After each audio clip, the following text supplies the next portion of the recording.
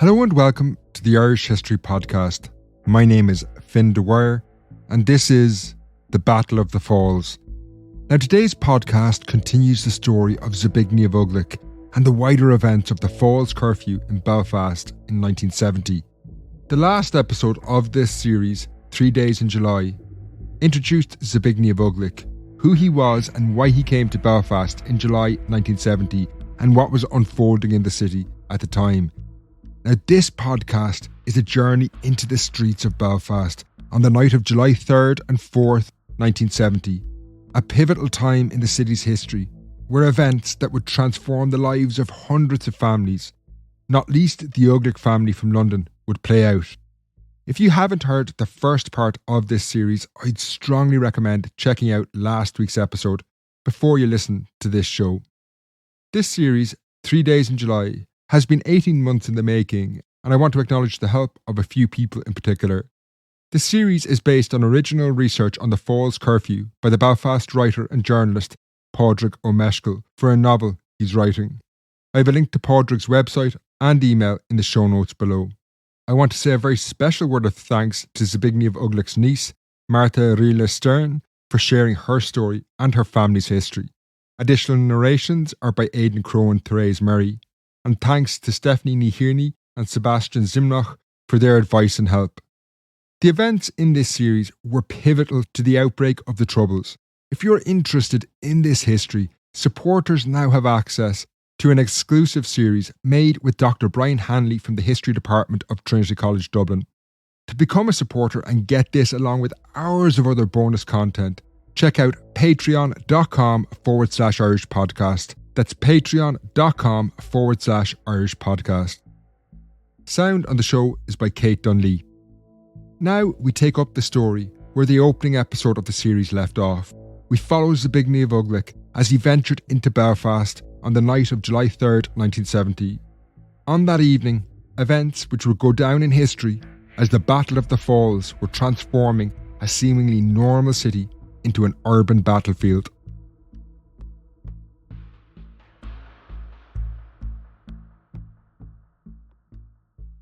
The sun lingered late over Belfast on the evening of July 3rd, 1970. It was after 10 p.m. before darkness began to pool in the narrow streets, but there was a long, long night ahead. People were scared, with good reason. Tensions in Belfast had been rising for months, but they were reaching unbearable levels that night. Indeed, over the following hours, several explosions rocked the city. The first was a bomb detonated at 11 o'clock at a petrol station on the Shankill Road. Around the same time, the residence of a Catholic priest was also bombed and the windows blown out. Then, at 11:15, a device exploded at the offices of the Belfast newsletter on Donegal Street. In the early hours of the following morning, on July 4th, more explosions damaged a petrol station on Garmoyle Street and a bank in the Anderstown area of the city. Then, a final bomb targeted the Ministry of Health in the city centre. Now, while several explosions would provoke round-the-clock news coverage in most cities, they passed off with limited commentary in Belfast that weekend. All eyes were focused on what was becoming a war zone in the Lower Falls, a large working-class neighbourhood close to the city centre. All through that night, police sirens wailed, helicopters constantly flew across the area, and guns rattled away. A dense fog of CS gas palled over the community as thousands of canisters had been fired in by the British Army, which had surrounded the Lower Falls earlier in the evening. A British Army soldier, identified only as Dave, later recalled the chaotic situation developing in the second largest city on the island of Ireland. CS gas and grenades and cartridges filled the small streets with thick clouds of the stuff.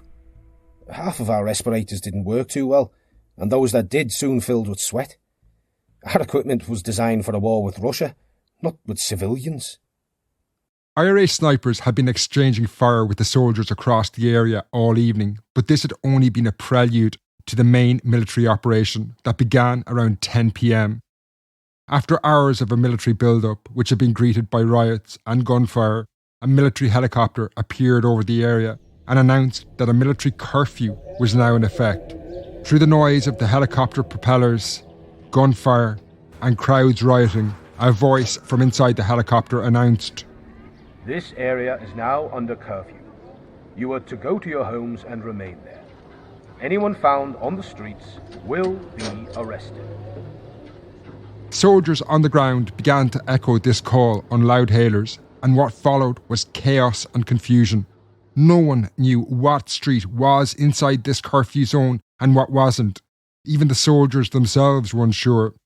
However, it was becoming clear something appalling was going to happen, and that the military were going to enforce this curfew by launching a major military operation. Indeed, at 10 o'clock at the top of Albert Street, the large numbers of troops which had been amassing all evening prepared to move. Engines revved on Saracen personnel carriers, which basically had the appearance of a small tank with wheels instead of caterpillar tracks. Their task was to penetrate the community and start securing key junctions, but once they began to move, IRA volunteers in houses and side streets stepped up their attacks.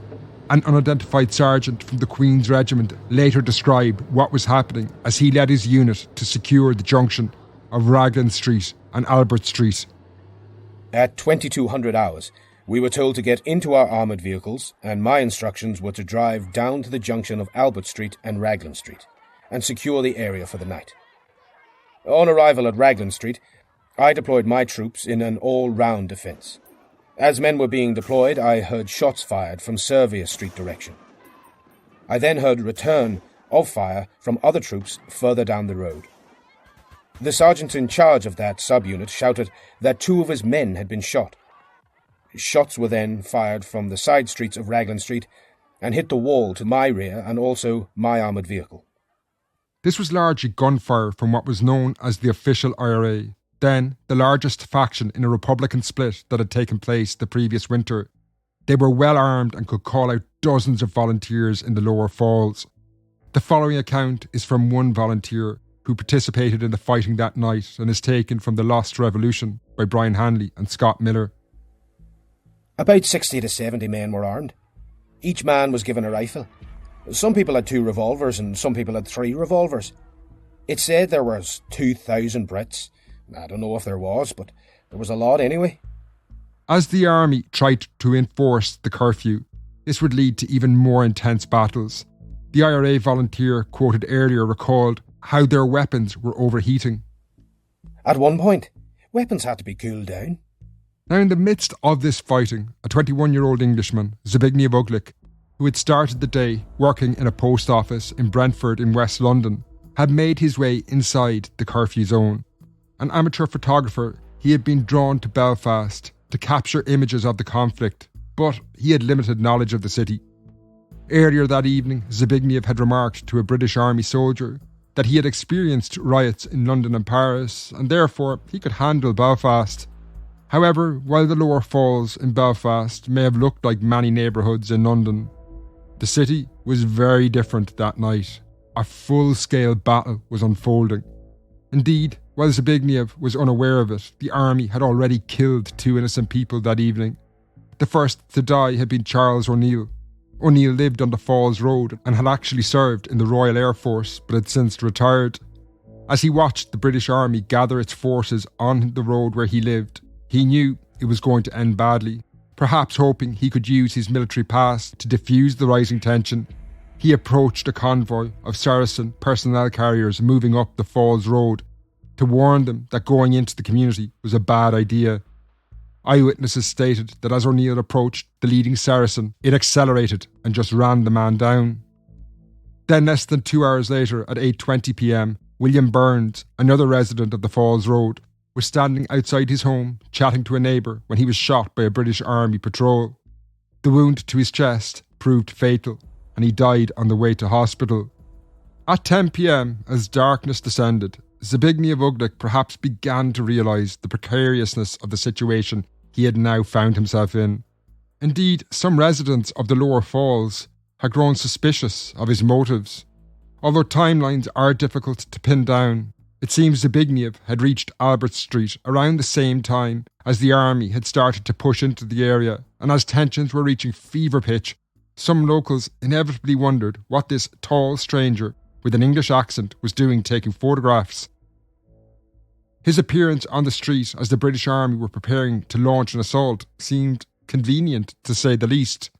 This would see him approached by a group of local men who, suspicious of his motives, took his camera. They removed the film and destroyed what pictures he had taken. Now, over the following hour, the situation grew increasingly dangerous for Zbigniew. As the British Army pushed into the area, IRA snipers were targeting them, and all residents were retreating to the safety of their homes, leaving the young Londoner increasingly exposed. By 11 p.m, most people had fled the streets or been driven off by the army. Another eyewitness that night described the changed atmosphere on Balan Street by this stage of the evening. The area was completely dead at the time. It was almost an eerie feeling. It was like walking through a ghost town. This eerie, dangerous silence perhaps explains why Zbigniew wanted to get off the street, and spotting an open door at number 143 Albert Street, he approached it, where he found the resident, Andrew Joseph Gray, standing in his hall, observing what was happening around him. Crossing the street, Zbigniew approached Gray to ask if he too could stand in the hall of his house. Gray took pity on the Londoner, and the two initially spoke in his hall. Since he had left his hotel, Zbigniew had been claiming he was working for the British newspaper, The Times, and he carried on this ruse as he spoke to Andrew Gray. Gray would later recall the tense evening and his meeting with Zbigniew. I closed the front door and invited him into the living room at the back. We talked and watched television until the television closed. Until the television closed sound like strange words. But this was 1970. There were only 4 television channels available in Belfast, and they only operated for about 10 hours a day. When transmission ended, people would say the television closed. Gray said that this was around 12:30. Judging on TV schedules and newspapers, it was probably a bit earlier in the night. All broadcasts ended at midnight that evening, but Andrew Gray was unsurprisingly distracted. Zbigniew Uglik, now inside his house, and essentially a stranger, was a bit on edge. He kept standing up and going to the hall and trying to keep track of what was happening outside. Gray would later recall. He kept going to the front door. He didn't open the door. He kept counting the shots. What he was doing is unclear, but some of this may have been a pretense. Zbigniew was only 21, and he had always dreamed of being a professional photographer. And there, in Belfast, on that night, he perhaps felt he was getting closer to his dream and played the part to Andrew Gray, as he later recalled. He said he had just come from Paris, and his next assignment was probably Vietnam. In 1970, images from the Vietnam War were having a profound impact across the world. The depictions of US atrocities such as the My Lai massacre were transforming opinions of the war. And perhaps Zbigniew too dreamed of capturing such iconic imagery. But in Belfast that night, he probably didn't fully realise the danger he was in.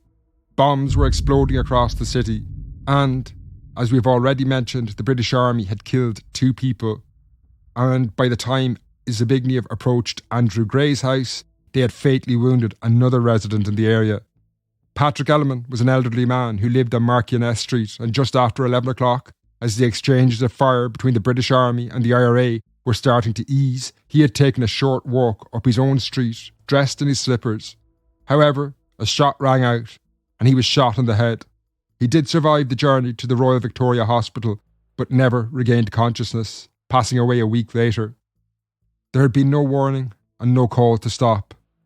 While Patrick Elliman lay dying in a Belfast hospital, the British Army would occupy his home to quarter troops, in a mark of disrespect. The family would later find an open bottle of whiskey in the house. Indeed, across the area that night, the British Army were taking up positions in any empty building they could find. Quietly, in the cloak of darkness, British Army snipers were watching the community. Back in Andrew Gray's home on Albert Street, the long night drew into the early hours of July 4th, 1970. However, despite the dangers outside, Zbigniew Uglik was desperate to leave Albert Gray's house and return to his hotel. He couldn't take pictures since his camera had been damaged earlier in the evening. However, he did have a second camera back at the hotel. Andrew Gray would later recall Zbignev's eagerness to leave. He asked me if we had a back entrance. I said no. I told him there was a high wall leading into a builder's yard. I said to him that he may be able to get through this builder's yard and into Balan Street. Gray thought this was a bad idea, and fearing for his safety, he pleaded with Zbigniew to stay. He warned him the buildings were unsound and dangerous. I advised him against this, as the building was bad generally. I asked him to remain the night with me. But Andrew Gray knew his native city. He had seen violence in Belfast before, and greater dangers lurked in the surrounding streets than unsound buildings. However, he couldn't convince Zbigniew. Determined to get his second camera, around 1:30 p.m, he slipped out the back door of the Gray household. Andrew Gray watched him disappear into the darkness. He scaled over the wall, using as a foothold the broken bricks in the adjoining wall. I was standing in the yard and I saw him swinging over the wall as he went out of sight into the builder's yard. Following Gray's advice, he climbed onto the wall of a builder's yard from where he could get out of the curfew zone. At this point, it was a few kilometres of a walk back to his hotel, but the journey would get easier and safer once he was away from the lower falls. However, Zbigniew was unaware he was already being observed. He had scarcely left Andrew Gray's house when he was spotted by a soldier. Earlier that evening, the British Army had commandeered number 135 Albert Street, just a few doors up from Andrew Gray's house. In the darkness, at the back of a house, a private from the Queen's Regiment, identified only as Private B, was positioned silent and still in the darkness, looking for what he would claim to be an IRA sniper. These are the words of Private B. I was trying to locate the position of the sniper on the roof. It was very dark. I could not see any of the roofs of the houses. A few minutes later, I heard a noise coming from the rear. I saw a dark figure crossing from my left. The dark figure was Zbigniew Uglik, making his way to the wall of the builder's yard. Raising his rifle, Private B took aim. He pressed the trigger. One shot, then another. However, when he looked again, the dark figure had disappeared from his view. Then silence of a fashion descended over the area, broken only by the occasional rattle of gunfire, but Private B didn't move or reveal his position. I remained in position for approximately 1.5 hours, and shortly before daybreak, my company sergeant and a party made a search of the ground at the rear. Using the rear yard walls, I made my way to a sloping roof at the back of the wall. I there found the body of a male person. This was the body of Zbigniew Uglik. He had been shot dead by Private B.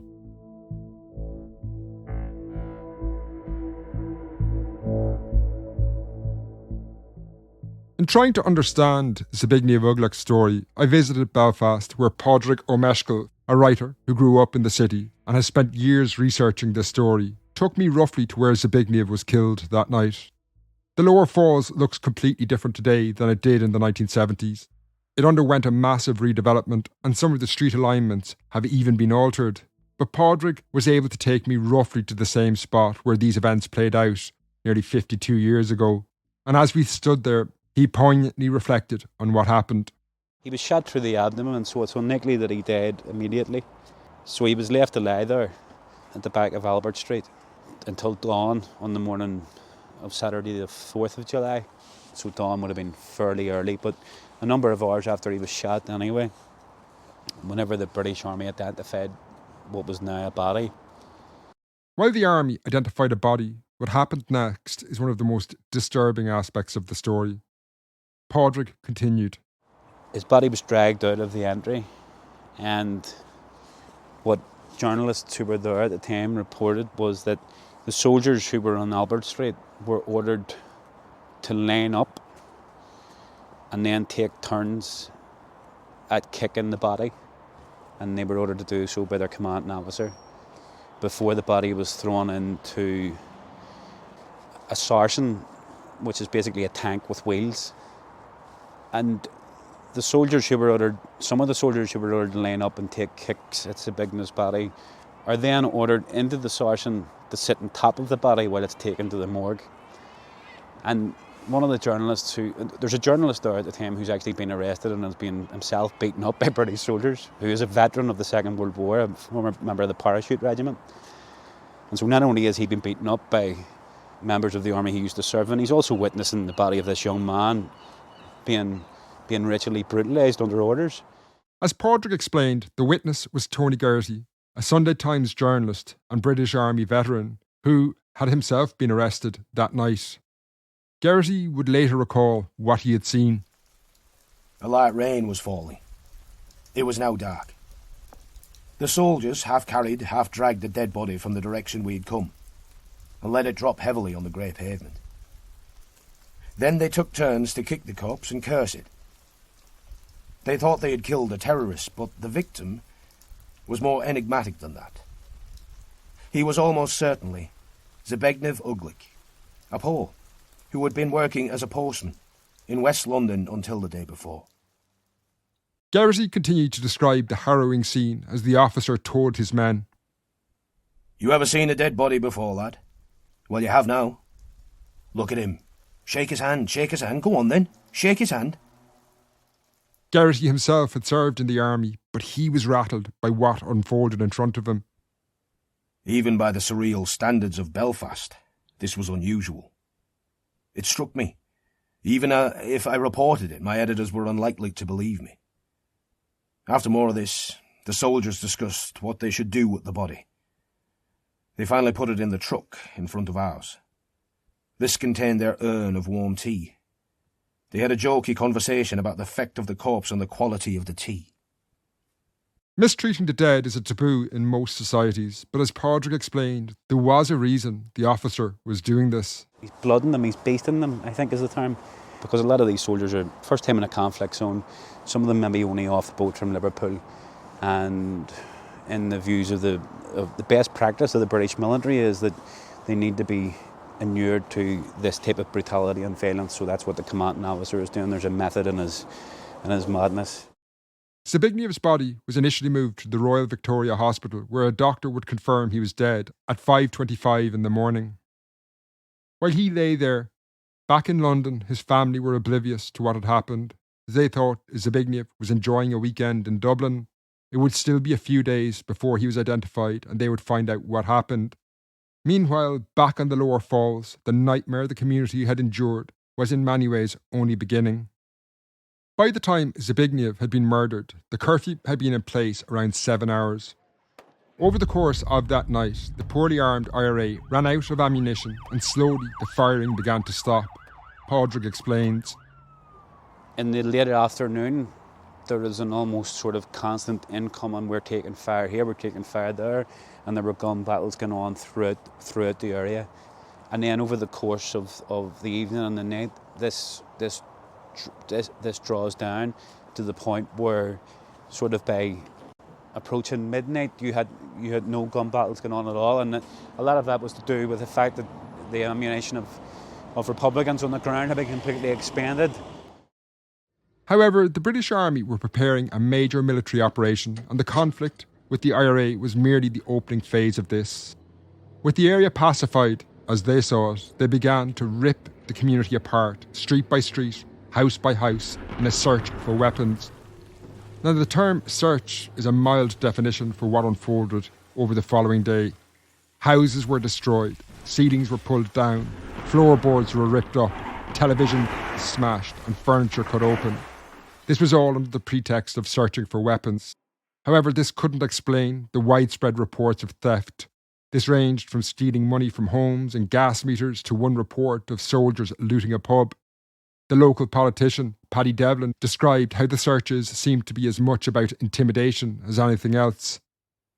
They axed doors down that could have easily been opened, ripped up floorboards, broke furniture unnecessarily, and tipped the contents of drawers and cupboards all over the place. Those responsible for these actions were not just a few bad apples. On the Friday evening, a Catholic priest, Father Padraig Murphy, had contacted Ian Friedland, the general officer commanding of the British Army in Northern Ireland, Murphy wanted permission for church volunteers to try and de-escalate the situation and asked Friedland for a guarantee they wouldn't be tear-gassed as had happened earlier in the evening. Friedland replied, "They are better gassed than shot." A local community report in the aftermath of what happened described the chaos of what had unfolded. Wardrobes and cupboards were forced, and the contents scattered. Chairs and sofas had the upholstery slashed open, radios and TV sets were prized apart and wrecked. It was the innocent who suffered most. False or out-of-date information fed to the military from the old and discredited Royal Ulster Constabulary files sent search party after search party back to the same address, and the absence of incriminating evidence merely spurred the searchers on to new destructiveness. It was not unknown for the same house to be searched 5 times before the baffled soldiery finally withdrew. There was also a very strong sectarian dimension to these raids. The regiments involved included the King's Own Scottish Borderers and the Black Watch. Both raised in Scotland, they had large numbers of Protestant recruits, and these soldiers smashed religious statues and flushed medals down toilets in Catholic homes. These acts were particularly shocking to what was a highly devout community. Large amounts of ammunition and some weapons were turned up in the searches, and as Saturday, July 4th dragged on, the army had no intention of winding down what they saw as an effective operation. In fact, the curfew area was extended and at one point covered 60 streets. Huge numbers of people were also arrested. These included many IRA volunteers, but also large numbers of young men. The army operated on the assumption everyone, but particularly young men, were guilty of something. In houses where guns or ammunition were found, all men, no matter whether there was any evidence connecting them to the find, were arrested. Numerous arrestees were severely beaten. In total, 337 people were arrested. Indeed, the notion that the entire community were guilty of something was a very pervasive idea at the time. Even that journalist, Tony Gertie, who had witnessed the British Army brutalise the body of Zbigniew Uglik, would, when reflecting back on the Falls curfew, somewhat ludicrously claim, "I was one of the few people not armed and ready to kill on the Falls Road that night." The army would justify their actions by pointing out the substantial haul of ammunition and guns they had found during their searches. At a press conference at the Springfield Road Barracks in Belfast, they would reveal 21,000 rounds of ammunition, 107 guns, 25 pounds of explosives, and a grenade. Now, claims that this justified their actions received short shrift in nationalist communities, where many saw it as unilateral disarmament of one community that left nationalists vulnerable to sectarian attacks from their unionist neighbours. Indeed, in Dublin, even the government of the Republic of Ireland would issue a statement that echoed similar sentiments. There has been a unilateral disarmament of one section of the Belfast people, the Catholic minority in the Falls area.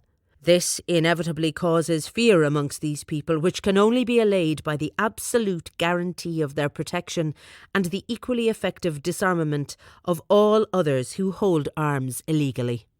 The fact the British Army would parade 2 Unionist MPs, John Brooke and William Long, through the Lower Falls on Saturday evening in the back of an Army Land Rover provided an image that confirmed the idea the Army were acting in a highly partisan fashion.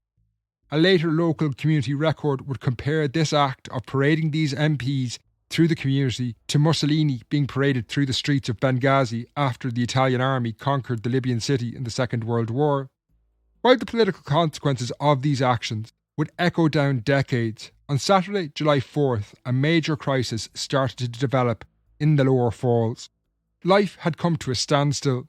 Local clergy who lived outside the area were not allowed in. There had been 2 weddings due to take place in the community that morning. Only one actually went ahead, and this only happened because the groom was a British Army soldier and his brother a high-ranking policeman in Rochester, England. However, the community had more pressing concerns than weddings that weekend. The Lower Falls was a poor community, and few houses had refrigerators, and in the height of summer they had limited capacity to store food. The lack of essentials was compounded by the fact that Saturday was the normal shopping day in the area. This meant that many houses were running out of essentials by that Saturday morning, but the British Army stopped shops opening. This left babies without food in some cases, and families became desperate. Now, the military did allow some shops to open between the hours of 5 and 7 that evening, but even while this brief respite took place, the local community were harassed by the army as they joined long queues. By Sunday, July 5th, the third day of the curfew, the situation was becoming untenable. People couldn't leave their homes, which in some cases had been severely damaged. Toilets in some instances had even been smashed. Increasingly, the army top brass was coming to the conclusion that they would have to lift the curfew. Having already agreed the community could attend 9 a.m. Mass that morning, behind the scenes, General Ian Friedland had decided that the curfew would not be reimposed afterwards. However, before this was communicated to the troops on the ground, the women of wider West Belfast had already taken decisive action to end what was in effect a siege of the Lower Falls. By the Sunday morning, women from surrounding communities were determined that they would break the curfew. One woman later recalled, "Word came up the road that all the people were kept indoors. They couldn't get out for bread or milk. A lot of them had small babies. People decided they would have to do something about it. When one crowd gathered, another crowd gathered as well, and we said we're going down to try and break the curfew." The women collected essentials and started to walk towards the falls at 9 a.m. on that Sunday morning. Approaching the military checkpoints, the tide of women pushed their way through.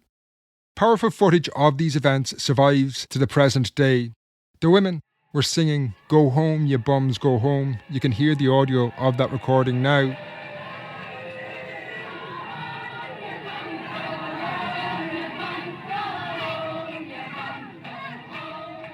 The camera captures large crowds of women giving Nazi salutes to British Army soldiers. These images encapsulated how the British Army had spent any goodwill they had accumulated over the previous months. Relations between the nationalist communities across Northern Ireland and the British Army were permanently and forever changed. Now, the march of the women into the Lower Falls with supplies effectively ended the curfew, but the story was far from over. The people of the Lower Falls were traumatised, but they would be given little chance to recover. Almost immediately, a propaganda war started where the British Army would try and control the narrative. Initially, they would try to downplay the gravity of what had happened and claimed they had only fired 14 bullets over the entire weekend. That was simply not credible. Indeed, they would eventually go on to admit that they had in fact fired 1,454 live rounds, 1,385 CS gas canisters and 218 CS gas cartridges. However, the scale of the operation that took place that weekend was only one aspect of the events that would be disputed over the decades. What exactly motivated the British Army to act as they did, in the manner they had, was a point of contention from the moment the curfew was lifted. The British Army then, and since, has always claimed that the military operation that weekend had only started after the raid on Balan Street on the Friday evening had been met with stern resistance. In 2007, the British Army published a highly controversial review of Operation Banner, its campaign in Northern Ireland in the late 20th century, and when discussing the Falls curfew, it stated, "The army had been under significant pressure to sort out the Lower Falls. Sorting out was taken to mean imposing law and order, enabling the RUC to patrol without assistance." While they claimed this was a reason for the Balan Street raid, in nationalist communities across Ireland, many believed a military operation to last a weekend had been designed from the outset to, in the British Army's parlance, sort out the Lower Falls. This argued that the Balan Street raid was designed to provoke a major confrontation. Paddy Devlin, the local MP, in his autobiography, certainly subscribed to this idea. He argued that the time of the raid was highly unusual. Friday afternoon was one of the busiest times in the area, and this almost guaranteed they would meet resistance. Devlin would also describe how there had been soldiers waiting in side streets and that the Balan Street raid was, in his words, a trigger for what he called a well-planned confrontation. The Republican Robert McClellan told the historian Andrew Walsh he had seen rows of armoured vehicles waiting to be deployed as well. The sheer scale of the operation, it involved some 3,000 troops, supports the idea there was a level of pre-planning involved.